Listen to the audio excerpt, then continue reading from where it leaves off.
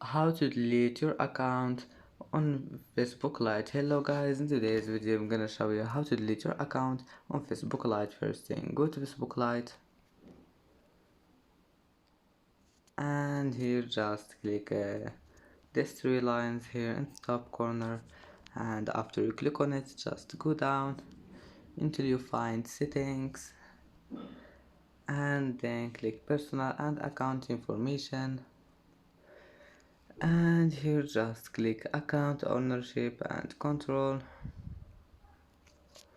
and click deactivation and deletion settings and just click delete account and click continue and continue again and click delete account. And that's it for today's video. If you like this video, please don't forget like and don't forget subscribe, and thank you for watching this video until the end. See you in the next video.